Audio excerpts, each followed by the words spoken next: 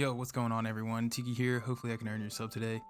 Here's hoping that your day is great and your week is better. If it's been off lately, hopefully it gets better. Now, let's talk anime.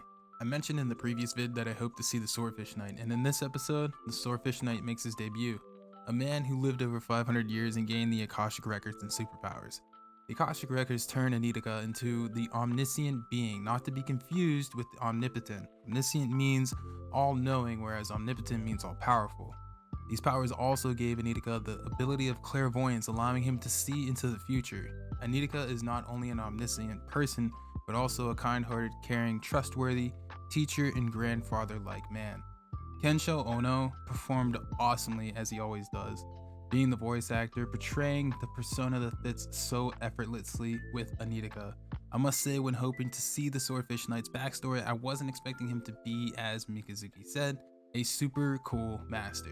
Anitika's purpose was to deliver the book to Amamiya, and how Anitika did this was by burying the book in a place the Swordfish Knight foresaw Amamiya digging. The book Anitika left Amamiya came with one instruction that Amamiya ignored so naturally.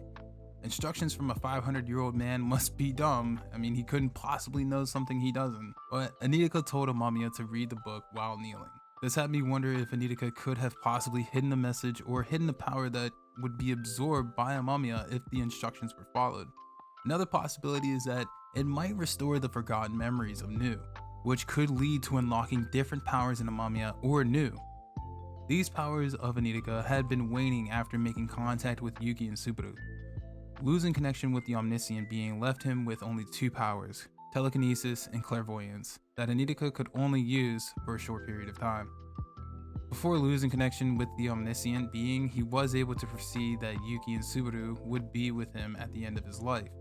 With this information, I would expect a 500-year-old man to be able to foresee the correct way to train these two, so that he wouldn't make the mistake of using his telekinetic shield instead of using Yuki and Subaru's unbreakable shield.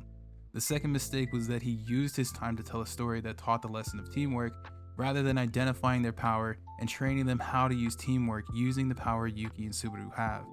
Anitika was a noble man, however how he died in battle was surely foolish and unnecessary. This episode is the hype man to start the rising action in our story, and the last minute of the episode does a fantastic job showing this with Animus looking at Hecatombion. This is the storyteller saying, get ready because this is about to get wild. This goes without saying, but the art team did an amazing job with the intros and outros for this anime. Shout out to the studio for the Swordfish backstory as well. Thank you so much for that. I loved it. And what did you guys think about the Swordfish Knight Anitika? And were you also pumped like I was? Also, who do you think is the next target for Hecatombion? I can't wait for next week to see what happens with Hecatombion in the next episode of Lucifer and the Biscuit Hammer. Until then, thanks for watching. Don't forget, leave a sub, a like, and a comment. Most importantly, be safe, hydrated, and know you're loved. Later.